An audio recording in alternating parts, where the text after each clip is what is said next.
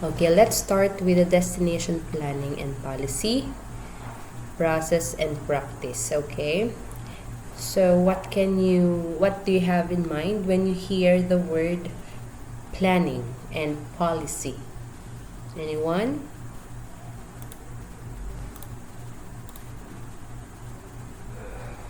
Okay, so planning, it's thinking and accepting things or thinking in advance, okay?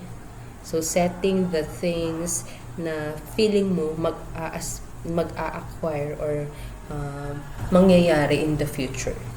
Okay, policy naman, it's more of batas, it's more of mga sinusunod na steps, procedures, or it is by means of a regulation. Okay? So here, let's have tourism transforms places, people, and environments, and it does so on a range of scales from local to global.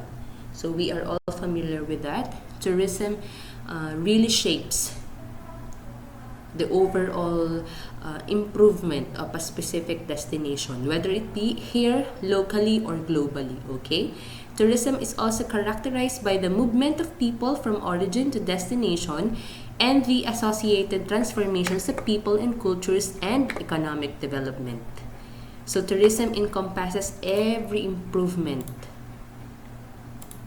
It is affected also by different aspects.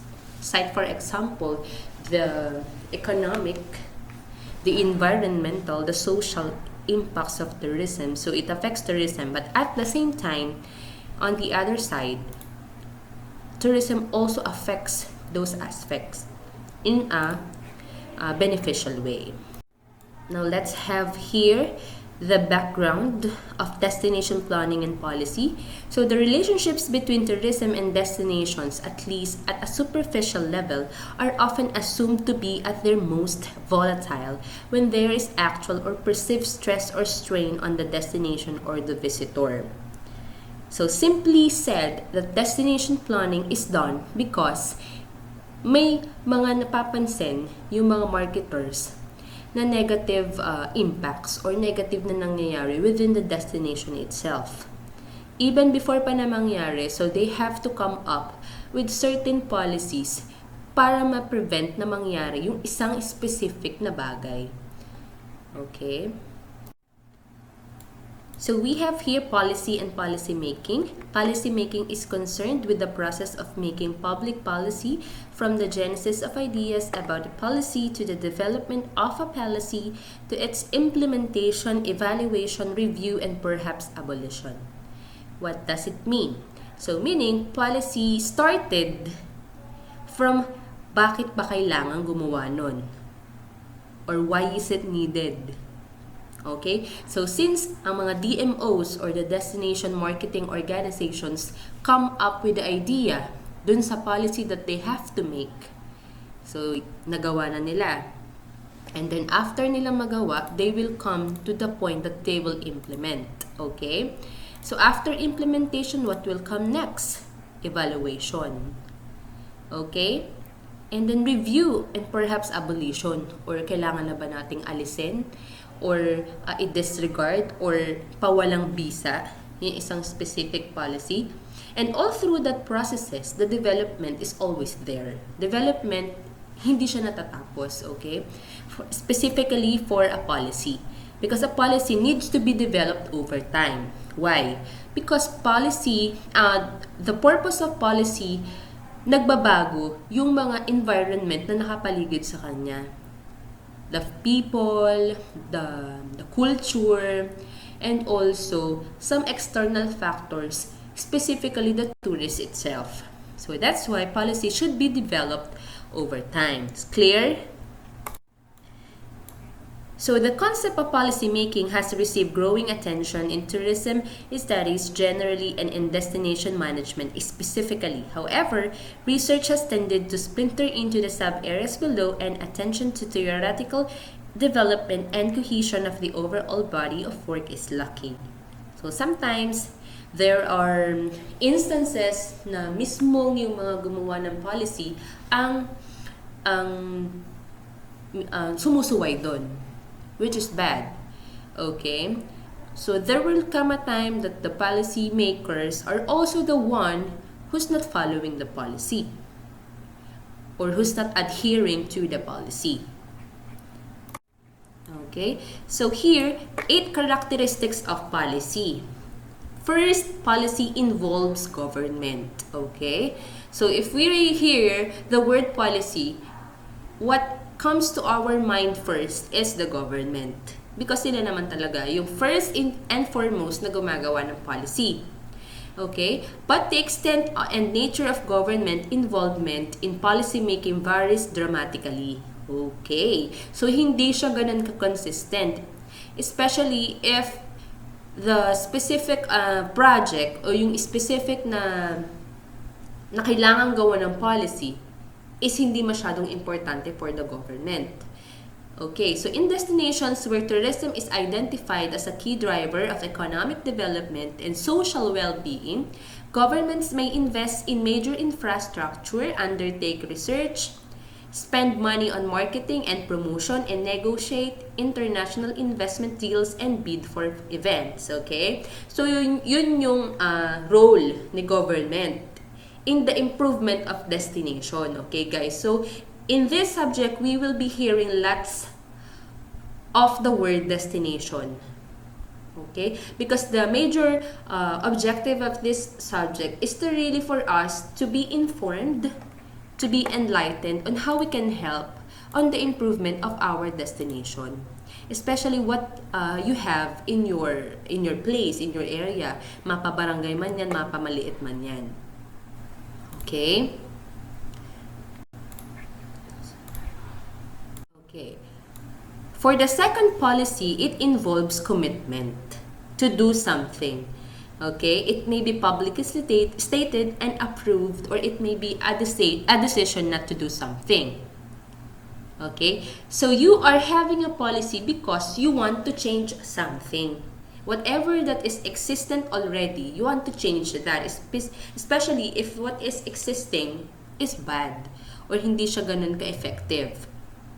Okay, and the third policy, it involves a course of action. So whatever policy that you will make, it involves action. Okay? What's the use of policy if wala namang kikilos? What's the use of marketing strategy for a specific destination if wala namang gagawa? If walang mga DMO team, walang members of the destination marketing organization.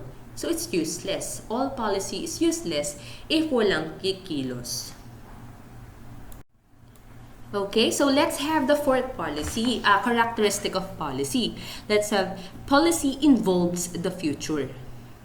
Okay? Have you remembered the word planning that we have introduced earlier? So they are factually related. Okay? It requires thinking about or anticipating what will happen in the future. Okay? So yung mga policy, whatever the government, whatever private individuals are doing right now, they are doing that to change whatever na pwedeng mangyaring masama in the future. Okay? Alright, so let's have the fifth one. Policy is any action. Okay? It brings about an effect or outcome or an allocation or redistribution of resources. Okay? So here, it's also related with the one that the policy is a course which requires action. But what we have to focus here is the word effect and outcome. Whatever na steps or procedures pa yan which requires kung anong nakapaloob sa isang policy, it should be effective, it should deliver an effective outcome. So if a policy is not effective, or the outcome is not desirable, hindi maganda, abolish the policy. That's it. Okay, so 6 characteristic of policy. It is an organizational practice. Remember, 2 is better than 1, okay? So the things that can be done together is better than things that can be done alone. Okay? So a policy, more or less, is made, is being developed, and is being evaluated by a group of people. Okay? It should not be done alone. Okay? So here, nabanggit that it should be done by the government and the non-government sectors. Okay, remember in our first chapter, DMOs can be coming from the government and can be coming from private individual. Especially if the LGU or kung sino mang government body na nakakasakop sa isang lugar is kapos sa budget. So private individual should step in. Especially if gusto talaga nilang ma-improve yung whatever policy is existing already, or whatever marketing strategy is existing already. So let's have the seventh one. Policy is fundamentally about the choices that governments and their policy collaborators make, and the expression of the choice through policy documents and actions. So meaning, the policymakers should set priorities. Okay? So, napakadaming issue ng isang destination. Let's focus on the destination. Napakadaming kailangang i-improve. And policy should only choose what is the most important. What are the most important? Maybe it can be a life-threatening situation, for example, in a specific destination, versus those things na hindi naman masyadong importante. So, the government, especially if they are out of budget, so they have to focus more on the things which requires double attention. Okay, so let's have the eighth one. It involves mediating. Mediating the values and interests of a wide range. Okay, what is the meaning of mediating? Meaning, he or she is doing the balance, okay? He or she or the DMO should be the one who's really takes the role of a mediator. Like for example, if the LGU wants to improve that one and the community doesn't want, the DMOs or the policymaker should step in to be the mediator. He or the organization, the DMO, kailangan nilang maglatag ng mga policy which will benefit the both part, especially if hindi sila nagkakaintindihan. Okay? And you should remember that the values of interest of a wide range of stakeholders should be the top priority. So, if yung isa hindi masyado magbe-benefit from that, then reconsider. Okay? Kailangan lahat ay makikinabang, walang maaapektuhan severely. Okay? Wala din namang mas makikinabang. So, balance lang. Okay, let's have planning. Policy and planning are interrelated concepts. Why? Planning, you are doing it because you are foreseeing the future. Because really planning, if you are planning, you don't have the exact picture. You are just making guesses. You are just nanghuhula ka or pinapalagay mo yung loob mo na posible mangyari to. At the same thing with policy. So you are just parang tumataya. You are not sure if you will win or if you will not. Okay? They are sometimes used interchangeably or together without distinction, but they are separate terms with separate meanings. Okay? So the whole concept of this one is that policy and planning are connected. They are interrelated. Here, let's have policy making and planning involves competing interests, priorities, values, and agendas.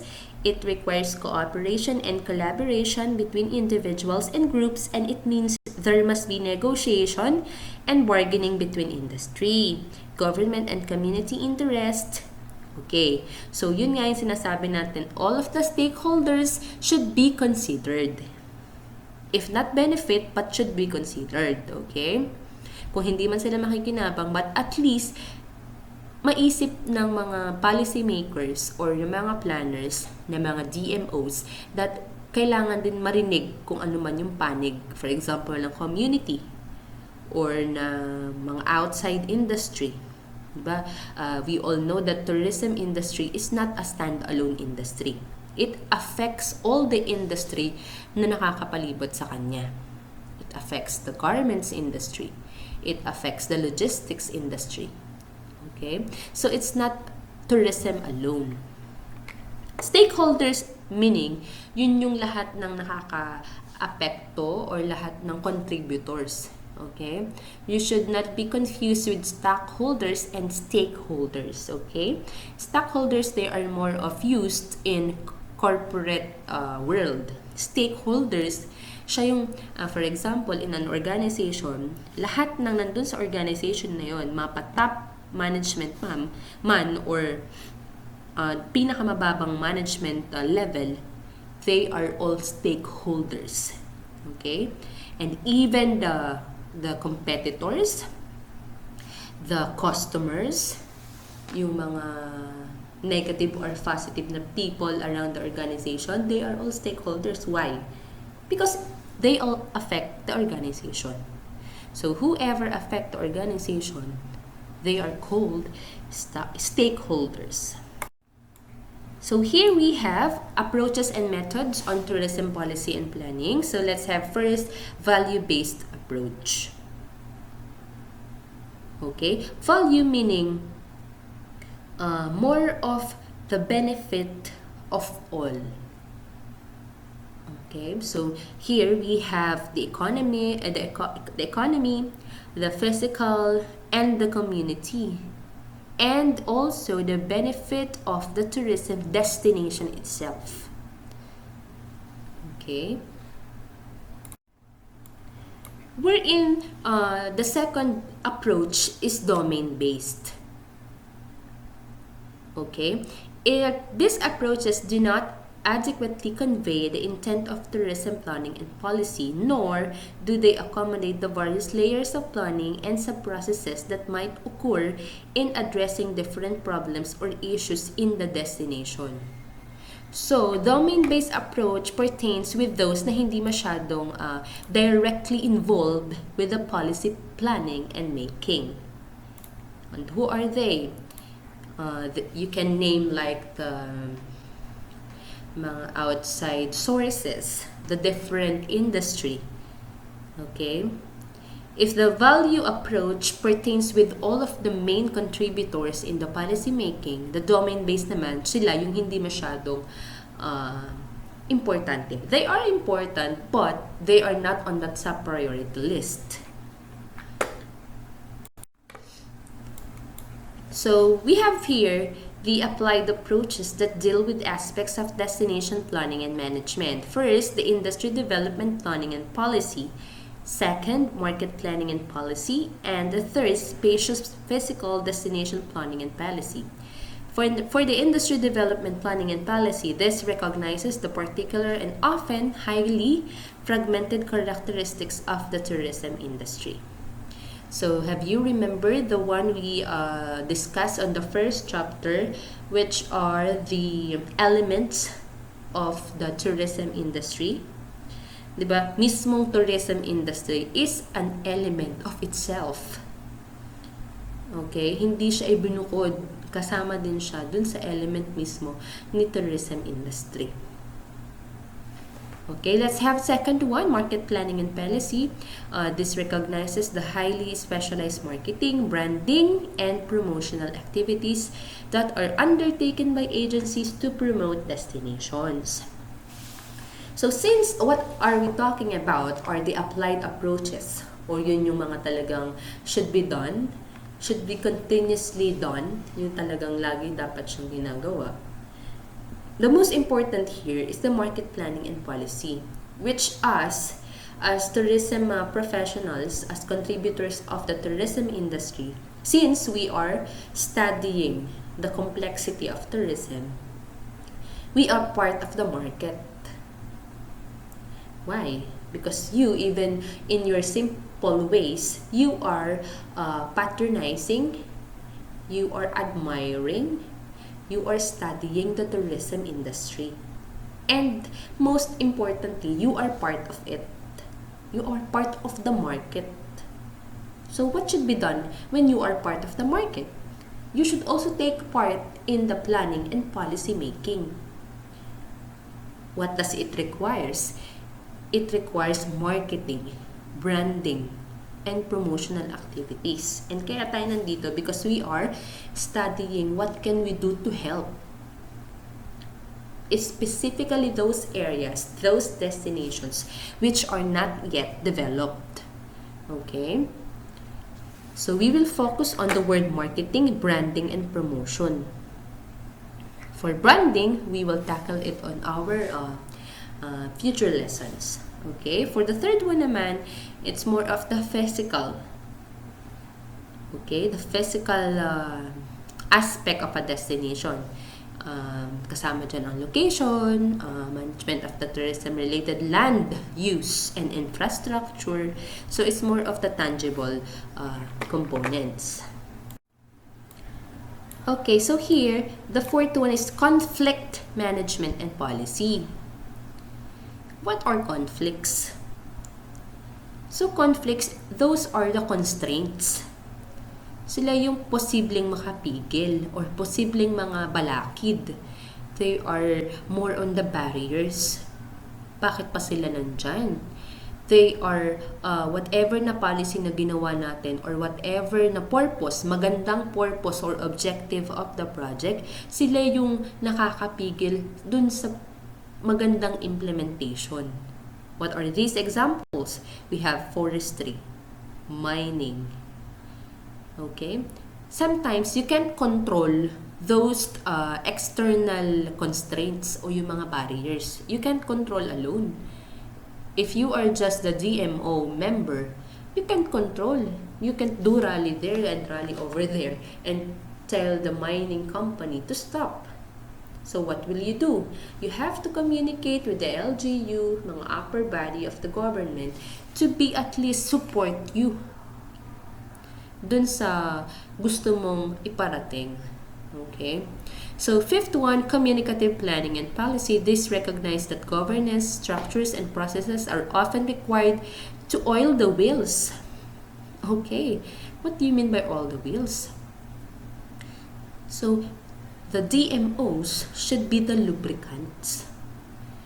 So, whatever the constraint na nakakaharang sa kanya, meron dapat mag-step in na tao who will take part to be the one na makakapag-alis ng mga nakakaharang ngayon. Okay, because unlike the wheels na kailangan ng isang oil, it should be continuously functioning. So if there are constraints, most probably matitigil.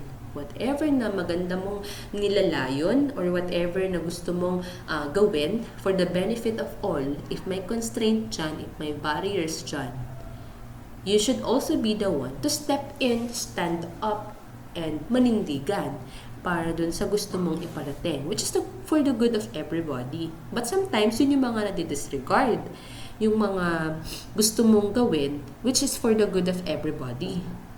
Yun yung minsang hindi masyadong napapansin and hindi pinagtutuunan ng pansin. Why? Because lots of individuals, what are their concerns? Doing business, money. If your policy, if whatever project you have in your mind does not require money, or they will not benefit from it in terms of monetary, or walang perang involved, hindi siya kikita dyan, they will not focus on your project. Okay, so as DMO, as a member of DMO, step up, speak yourself, and prove to them that whatever you have in mind is beneficial. Okay, so sixth, crisis response planning and policy. So from the word crisis, It pertains to whatever crisis emerge from time to time. Like, for example, what we are suffering with right now, the pandemic. Okay, so the examples here, we have the avian flu, terrorism, global financial crisis. Okay, so it really affects your destination planning, your destination marketing. Kasi kahit anong market mo, if may crisis na ganyan, no one will come to you. So here, the methods. Diba, nakapag-formulate na tayo ng policy and the plan and the planning, for example, the market plan. So what are the methods para maisagawa natin whatever your plan is? The methods used in destination planning vary considerably and are heavily influenced by the institutional and policy context in which planning activity takes place. It's very true. Because if you are a private individual, for example, you are not part of the Department of Tourism locally, for example, in your specific LGU, and you are trying to have like a project on your own, meaning ikaw lang yung nag-formulate and you are trying to ask support from them, kahit hindi yan monetary or hindi financial support, if you are just really hihingi ka lang ng permission, like to go there, or kahit mga ganong simpleng request, sometimes hindi pinagbibigyan. Kasi ang mga LGU, iba-iba din sila ng policy. Kasi syempre, dadating dyan yung time na kapag iisipin ng mga LGU members, if nag-succeed yan, hindi kami mabibigyan ng credit kasi hindi kami ang nag-formulate ng policy. Hindi kami ang nag-plan ng project. Yung crab mentality is always there. Bibihira yung sumusuport. If may sumusuport man, dapat may guarantee that in the future, he will be credited, he or she will be credited and acknowledged. And also, kung ano man yung benefit na makukuha ng gumawa ng policy na yun, same lang din yung makukuha niyang benefit.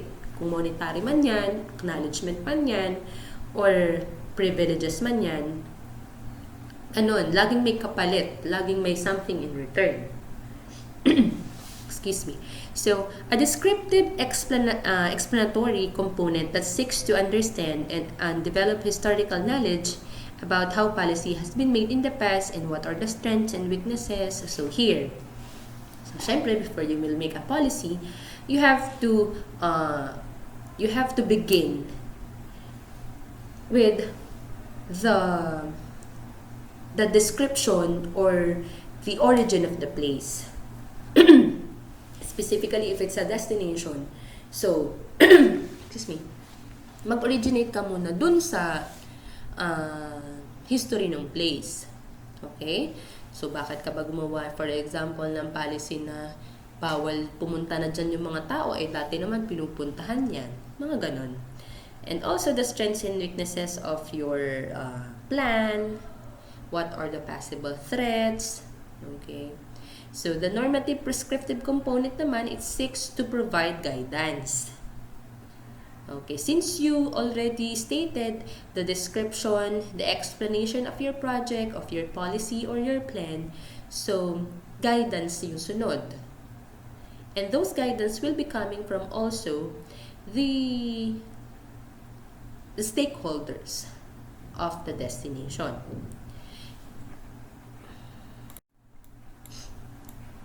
So we have the third one, the predictive component. So from the word predict, so what are the course of actions that you will be needing in the future? Okay. So the fourth one, the procedural tradition naman, since you have already stated everything, the weakness, the strength, the SWOT, the description of and the history of the policy, or whatever na pwede ka-apekto dun sa policy na ginagawa mo, then you have to go with the procedures. What are the concrete actions that you have to do? Why concrete? Kasi kung hindi naman concrete yan, no one will support your policy. If hindi siya well stated, if hindi malinaw yung direction ng planning mo, no one will support your planning, your policy. And next is the evaluative component. Okay. So you have done with the policy making. And then next is the evaluation. Is it effective? Okay. Can it be continuously implemented? Pwede ba siyang for the meantime lang? Or can it be continuously, can the community benefit from it? From the to the long run? Yun yung mga consideration.